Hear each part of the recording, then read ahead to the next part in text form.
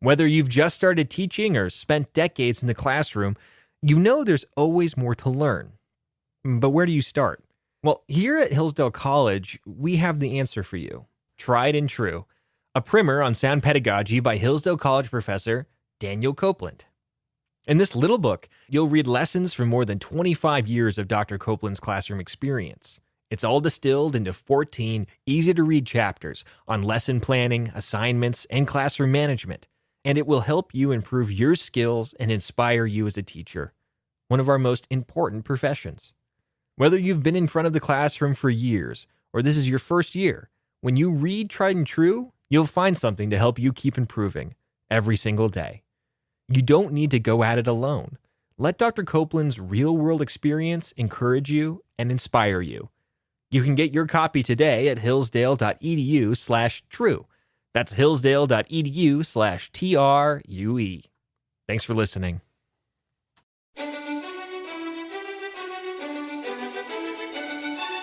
Welcome to the Hillsdale College K-12 Classical Education Podcast, bringing you insight into classical education and its unique emphasis on human virtue and moral character, responsible citizenship, content-rich curricula, and teacher-led classrooms. Now your host, Scot Bertram. Thanks for listening. The Hillsdale College K-12 Classical Education Podcast is part of the Hillsdale College Podcast Network. More episodes at podcast.hillsdale.edu or wherever you find your audio. You also can find more information on topics and ideas discussed on this show at our website, k12.hillsdale.edu. This episode begins a series of shows from presentations delivered at the Hoogland Center for Teacher Excellence Seminar on the Art of Teaching, Children's Literature. The Hoogland Center for Teacher Excellence is an outreach of the Hillsdale College K-12 Education Office, offering seminars in classical academics and pedagogy for teachers nationwide of any background. Seminars are led by the faculty, leadership, and master teachers of Hillsdale College. There is no cost to attend, and attendees may earn professional development credits. Currently, the Hoogland Center is hosting a series of events on the art of teaching. November 2nd and 3rd in Atlanta, Georgia, The Art of Teaching Mathematics. February 29th to March 1st in Grand Rapids, Michigan, The Art of Teaching the Sciences. And April 11th and 12th in Ann Arbor, The Art of Teaching American History. To learn more and register, please visit the webpage for the Hoogland Center for Teacher Excellence at k12.hillsdale.edu. Then click the Events tab to find the Hoogland Center for Teacher Excellence. Or write to cte@hillsdale.edu. That's cte@hillsdale.edu. Today we hear from Julie Apel, Assistant Headmaster at Hillsdale Academy, as she speaks to a gathering of teachers in schools about the art of teaching. Well, hello. It's good to be with you. Last evening and this morning have been really satisfying for me as a teacher, and it's good to be among people who are seeking after the same things. I feel somewhat apologetic about interrupting our meal and good conversation together, and I don't want you to miss that chocolate cake pie that you have in front of you. But I just wanted to take a short time with you, and I hope you won't mind if I share some personal reflections about my journey into classical education in particular, and take the opportunity to comment briefly on a few observations I've made about the art of teaching along the way. So I know we have teachers in the room who come from a variety of spheres. Some of you are homeschooling teachers. Some of you teach in private school settings, traditional public schools, and even charter schools. And I feel a bond with all of you because somewhere along the way, I actually stumbled into teaching in each of those spheres. So I am as old as I look. But I'm profoundly grateful for each of those seasons and experiences because I believe that education is an incredibly formative thing. There's a very real sense in which what we become depends on what we behold. And whether we're a teacher or the student, the atmosphere, the content, and the missions that drive our educational settings play a powerful role in our own lives and, of course, in the lives of the students that we teach. I currently have the privilege of serving as the assistant headmaster at Hillsdale Academy. As Eric explained earlier this morning, our school was established about 30 years ago by Hillsdale College with a very intentional purpose to provide an education in the liberal arts and sciences for families within our local community and to help extend along the way to anyone else seeking to provide this kind of education in their own context, whatever help we could provide. Because of that, I think there's something special about our school. At its core, it's a school that thinks beyond itself, and it asks how it can be a part of the renewal of classical education in America. But it's also always thinking about our particular community and our particular students. It calls us to think often of how to refine our teaching, and it makes us look closely at our particular school culture and also at the larger culture in America. We're actually quite a small school. We're a K-12 school, and we just have one classroom per grade with about 300 students. And most of the families at our school think that's really big. But we're also a very human kind of a place. Our whole school eats lunch together every day. They also are slightly annoyed when I interrupt their lunch. We have just a few sports teams, but 90% of our students participate in them. Essentially, if you're a human being and you can move your body, you are on the track team. We sled in the winter, both students and teachers. We build forts in the woods behind our school. In fact, the element of my job that requires the most wisdom on any given day is navigating the wars between the forts, particularly between the second grade boys and the sixth grade girls. I'm not kidding. Our kids miss school to show their animals in the county fair, and they play in the orchestra, and they sing in the school musical. They take swimming lessons on Fridays. Every student in the school performs a recitation in front of the entire school community every year. We gather in front of the flagpole for the Lord's Prayer and the Pledge of Allegiance every morning. And we also sing happy birthday to every student on their special day. We learn the preamble of the Constitution and Lincoln's second inaugural address. We dissect cats in the biology, and we take walks to the college chemistry lab. We teach explicit phonics, and we diagram sentences, and we study Latin, and we read The Princess and the Goblin. We have students who make beautiful choices, and we actually have students who make some pretty bad choices. And we come alongside them in the pursuit of virtue. Education is a very human endeavor, and because of that, it's both personal and communal. Within the 30 years that Hillsdale Academy has existed, there has truly been a resurgence of classical education within private schools, homeschools, and charter schools in America. Hillsdale is one of many who have dedicated themselves to this renewal. And I think this is because we can never really get away from the question of what it means to be fully human. That's a question that an education in the liberal arts takes seriously. I think classical education endures and can't permanently be submerged under the weight of cultural or educational trends because its tenets are deeply rooted in human nature and certain ideals that are hard to ignore. And I'm profoundly grateful that this is true. While I help lead our school now, I'm a teacher by craft, and the reason I do the work that I do is because I want to give this kind of education to as many families as want it. My journey into classical education was transformative for me as a homeschooling mother and for the culture of my family. It changed the way I teach. It deeply influenced my faith, and it altered the lens through which I look at the classroom. My journey began about the same time that Hillsdale Academy was founded 30 years ago at Baylor University, when I was studying literature, and I had a curiosity about what it might be like to teach.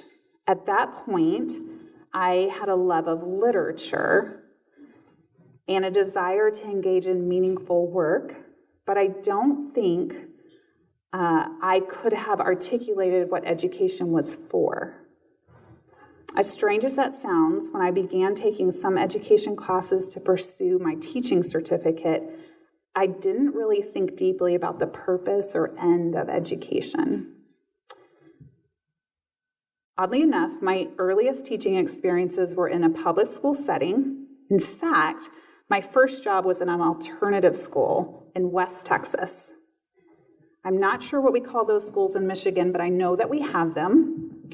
Essentially, they're schools for students who have been expelled from their main school setting. So they attend alternative schools for an extended period of time.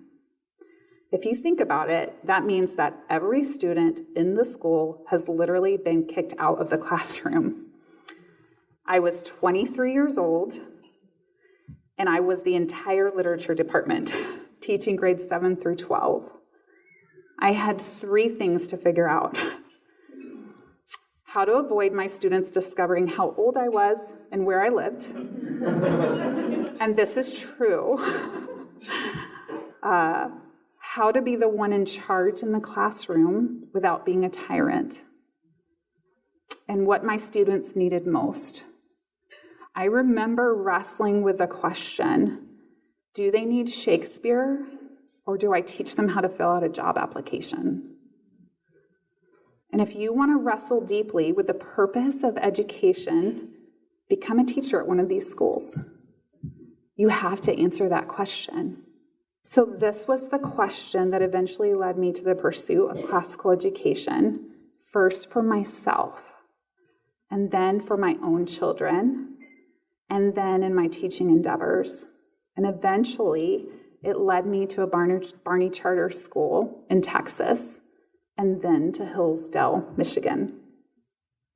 I share this small glimpse into my story because I think the art of teaching, what we're here for today, is inextricably tied to what we believe education is for.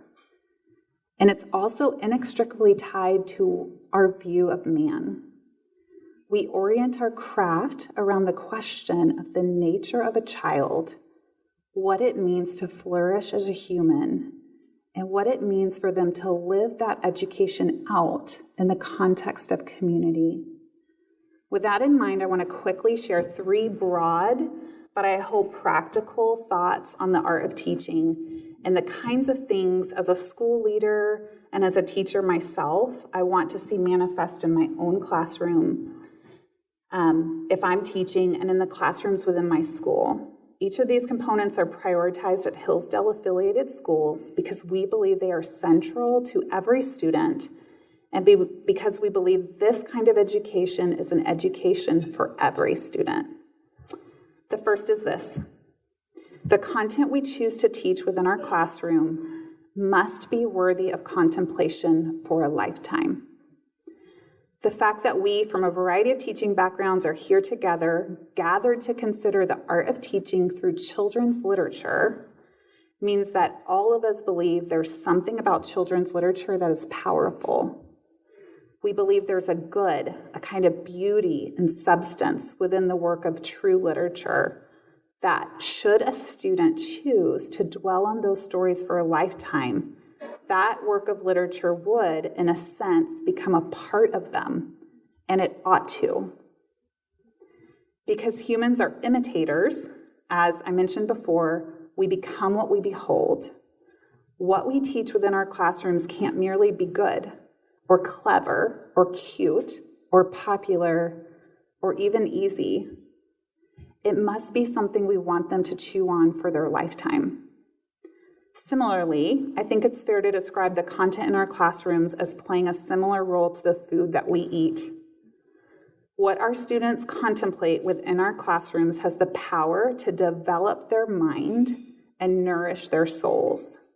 We want it to be the very best. Content has to have an enduring quality, not because it touches on the current cultural debate, but because it provides a stream from which to drink that nourishes in the moment and for a lifetime. David Hicks, who wrote Norms and Nobility, describes such content as streams from wells too deep for taint. The bottom line is this: your curriculum matters. It shapes your pedagogy, it shapes you as the teacher, and it shapes your student. It has to be worthy. The second component I would mention is this: because we have a high view of man and a high view of content within our classrooms, we believe that not only the knowledge, but also the habits we cultivate within our students are essential for human flourishing. But we know that students need us to come alongside them and lead them in the pursuit of those habits. Because of that, the teacher, not the student, is the leader in the classroom. Seemingly small things that require thoughtfulness on the part of the teacher cultivate a kind of atmosphere in the classroom. The tone of our voice, our physical presence, our seating chart, the questions we ask, they all cultivate a certain disposition toward learning in general in our students. We don't settle for a few kids engaging well and the rest of the class sitting passively by, doing time in the classroom. We can't force our students to learn, nor can we force them to love what we love, but we don't let our students opt out. Our pace of instruction, the structure of our classroom, the behavioral expectations we have, the modes of assessments we use, each of these things work together to create an environment that tells the student what is good and what we believe they are capable of knowing and becoming. Like the content we teach, a teacher who intentionally leads his students has the power to impact, a powerful impact on the disposition of learning the student has for a lifetime. And very briefly, because Dr. Greg talked about this extensively last night, I believe the most powerful skill a teacher can develop is the art of asking questions. I would argue that no one is learning unless he is asking questions, either externally or internally. Humans take joy in learning. When we wrestle through a question and come to a moment of perceiving a truth, there's almost nothing more satisfying. This hits at the question of what is an education for? Do we learn so that we can succeed in a particular trade?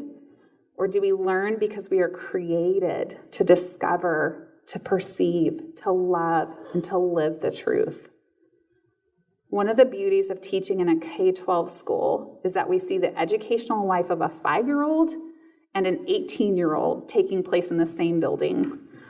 And we know that if the curiosity and the wonder of a 6-year-old becomes lost when the child enters high school, it's a great travesty.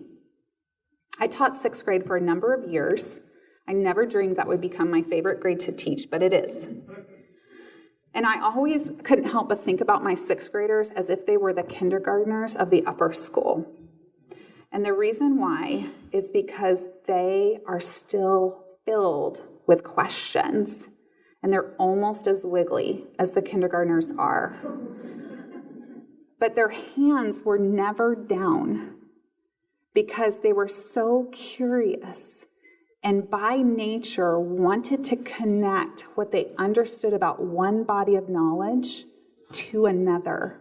That's also another beautiful thing about teaching classically and teaching in a school that has a similar idea, is that often you're teaching multiple content areas and you see how beautifully they connect because you can't help but question and wonder about those things together. It's beautiful to watch students learn to ask questions and refine their question asking. It's also exhausting as a teacher. And you can never, if you've piqued their curiosity, you can never get to the bottom of all their questions. I had a policy in my classroom, it was called Sticky Note Me. And they could write their question on a sticky note and leave it on my desk so we could make sure to return to it at some point in the future. But I would just argue that one of the greatest responsibilities we have as a teacher is to cultivate that curiosity while we teach them to refine their questions so that they learn to use the tools they have to discern what is good and what is true and what is beautiful. And I just want to quickly reiterate that regardless of the setting that we teach in and the areas of content that we teach, humans are humans wherever we go. My students in the public alternative school, my own children, my 6th grade Latin students at a Hillsdale affiliated charter school, our students at Hillsdale Academy, myself as a 50-year-old student of the liberal arts, we all need the same things to flourish. Fundamentally, we long to know the good and find our fulfillment in becoming the kind of person who can discern the good and live accordingly. Our craft is about seeing what aspects of our content are essential for human flourishing, both privately and communally, and what kinds of habits are essential for human flourishing. We must orient our classrooms and steward our craft accordingly because we recognize that their short time within our classrooms is preparation for a lifetime outside of our classrooms. Thank you. That was Julie Apel, Assistant Headmaster at Hillsdale Academy, speaking to a gathering of teachers and school administrators at the Hoogland Center for Teacher Excellence Seminar on the Art of Teaching. For more information about the Hoogland Center for Teacher Excellence and upcoming events, go to k12.hillsdale.edu and click on the Events tab to find the page for the Hoogland Center. Or write to cte@hillsdale.edu. That's cte@hillsdale.edu. I'm Scot Bertram. This has been the Hillsdale College K-12 Classical Education Podcast. We invite you to like us on Facebook. Search for Hillsdale College K-12 Classical Education. You also can follow us on Instagram at Hillsdale_K-12. Hillsdale_K-12 on Instagram. Thank you for listening to the Hillsdale College K-12 Classical Education Podcast, part of the Hillsdale College Podcast Network. More episodes at podcast.hillsdale.edu or wherever you find your audio.